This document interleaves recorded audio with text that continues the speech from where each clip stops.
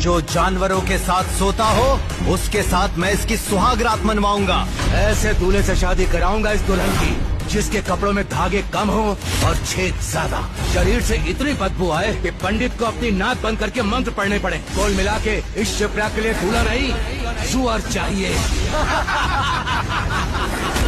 और फिर जब शिप्रा नाम की उस दुल्हन की जबरदस्ती ऐसे ही एक भिखारी से शादी की जाने लगी, तब मैं इस भिखारी से कभी शादी नहीं करूंगी, छोड़ो मेरा हाथ। दुल्हन के लाल जोड़े में सजी शिप्रा की आवाज पूरे पंडाल में गूंज उठी, लेकिन उसकी ये हिम्मत ज्यादा देर तक टिक नहीं पाई। अगले ही पल मुख्तार नाम के उस खतरनाक गुंडे ने उसके छोटे भाई राहुल के गले पर चाकू लगा दिया। नहीं नहीं नहीं, मेरे भाई को छोड़ दो, तुम्हारी दुश्मनी मुझसे है ना, तुम मेरी जान ले लो। मुख्तार के होठों पर एक खतरनाक मुस्कान फैल गई, उसकी आंखों में नफरत और बदले की आग साफ दिखाई दे रही थी। अगर तुमने मेरे भाई का रिश्ता ठुकराया ना होता तो आज तुम इस शहर की रानी होती। वो धीरे धीरे शिप्रा के करीब आया और उसकी आंखों में घूरते हुए बोला, लेकिन नहीं, तुम्हारे नसीब में तो एक भिखारी की ही बीवी बनना लिखा है। ये सुनते ही शिप्रा के पिता राजदीप राय, जो अब तक अपनी बेटी की बेबसी देख रहे थे, अचानक टूट गए। वो कांपते हुए कदमों से मुख्तार के पास आए और सबके सामने हाथ जोड़कर उसके पैरों में गिर पड़े। प्लीज मुझे माफ कर दो, मुझसे गलती हो गई। उनकी आंखों से आंसू लगातार बह रहे थे। मैं इस भरी महफिल में तुमसे माफी मांगता हूँ, मेरी बेटी की जिंदगी बर्बाद मत करो प्लीज। दरअसल कुछ महीनों पहले जब मुख्तार के भाई ने शिप्रा से शादी का प्रस्ताव रखा था तो शिप्रा ने साफ मना कर दिया था। इस पर उसके भाई ने शिप्रा के साथ छेड़खानी कर ली और शिप्रा ने उसे जेल भिजवा दिया। इसी बात का बदला लेने के लिए कुछ देर पहले मुख्तार ने अपनी चाल चल दी थी।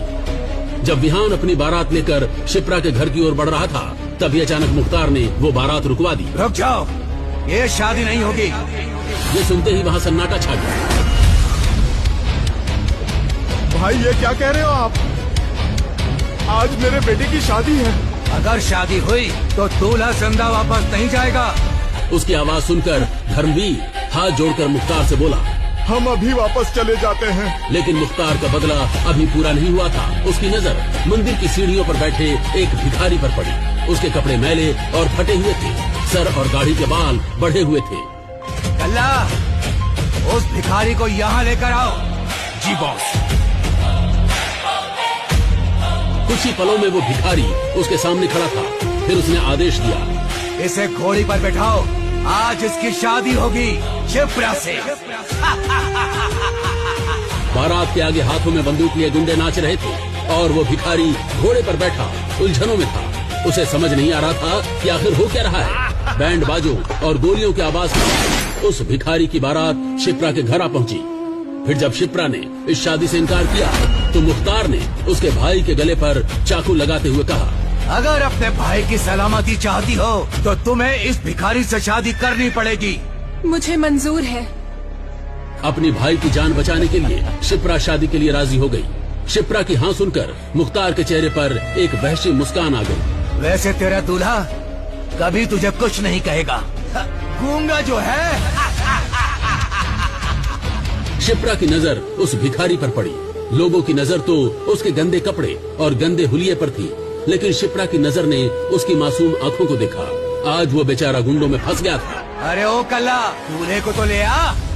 दुल्हन उसे देखने के लिए तड़प रही है। कल्ला को आदेश मिलने की देर थी। वो तुरंत ही भिखारी दूल्हे के पास पहुंचा और उससे बोला, चल मुन्ना, आज तो शादी है तेरी। देख कितनी खूबसूरत दुल्हन है, तेरे तो मजे हैं। कल्ला ने उस भिखारी की बाह पकड़ी और स्टेज की तरफ खींचने लगा, पर उस भिखारी ने झटके से उससे अपनी बाह छुड़ा ली। अबे गधे, मैं तेरी किस्मत बदलने जा रहा हूँ और तू कीचड़ में ही रहना चाहता है। चल आगे बढ़। जब उस भिखारी ने मुख्तार की भी बात नहीं मानी तो कल्ला न आव देखा न था और उसके गाल पर 3-4 थप्पड़ जमा दिए। भिखारी के मुंह से खून निकलने लगा।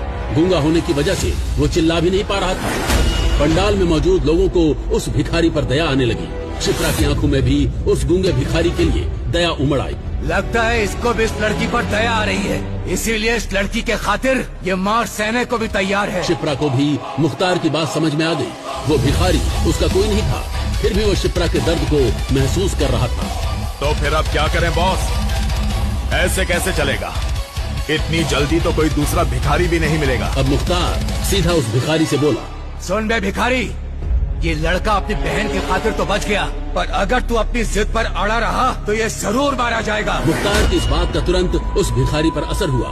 अब उसकी आंखों में बेचैनी नजर आने लगी। वो कभी राहुल की ओर देख रहा था तो कभी शिप्रा की ओर। अब शिप्रा भी उसकी बेबसी को भली भांति समझ रही थी। क्या हुआ? तुम्हें मेरी बात समझ नहीं आ रही?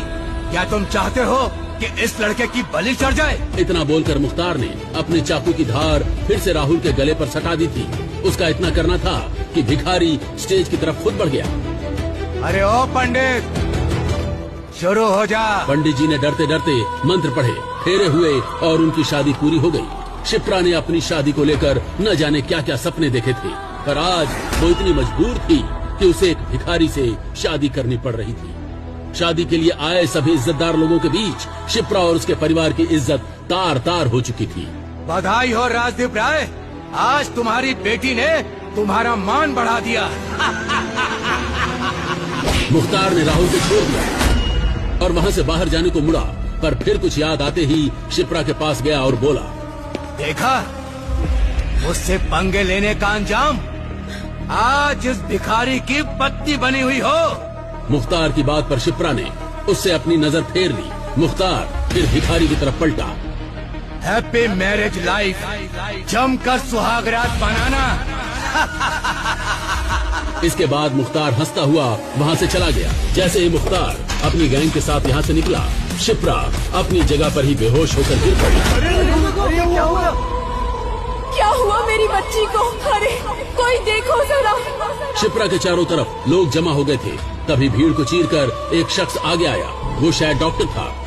घबराने की जरूरत नहीं है, ज्यादा स्ट्रेस के कारण ये बेहोश हो गई हैं। थोड़ी देर में होश में आ जाएंगी। उसकी बात सुनकर राहुल अपनी बहन को उठाकर अंदर चला गया। वहाँ मौजूद रिश्तेदार भी धीरे धीरे अपनी हंसी दबाते हुए वहाँ से निकलने लगे। मौका पाकर वो गूंगा भिखारी भी चुपचाप वहाँ से मंदिर की तरफ चला गया। होश में आते ही शिप्रा रोने लगी। तुम रो मत, हम जल्द ही उस भिखारी से तुम्हारा तलाक करवा देंगे। पर शिप्रा ने जैसे अपने मन में कुछ कठोर फैसला ले लिया था। उसने तुरंत अपने आंसू पोंछे। चाहे कुछ भी हो पापा जी, और चाहे वो कोई भी हो, अग्नि के फेरे लिए हैं उसने मेरे साथ। मेरी मांग में सिंदूर भरा है। आज से वही मेरा पति है और मैं इस शादी को पूरे सम्मान के साथ निभाऊंगी। दूसरी तरफ वो भिखारी वापस मंदिर के पास चला आया और जैसे ही उस मंदिर के पुजारी की निगाह उस भिखारी पर गई, वो उससे बोला, तुम आ गए बेटा। मैंने सुना था कि कुछ बदमाश तुम्हें उठाकर यहाँ से ले गए थे। फिर जैसे ही पंडित को ध्यान आया कि वो पूछ भी किससे रहा है, तो वो हंसते हुए बोला, अरे मैं भी भूल गया कि तुम बोल ही नहीं पाते।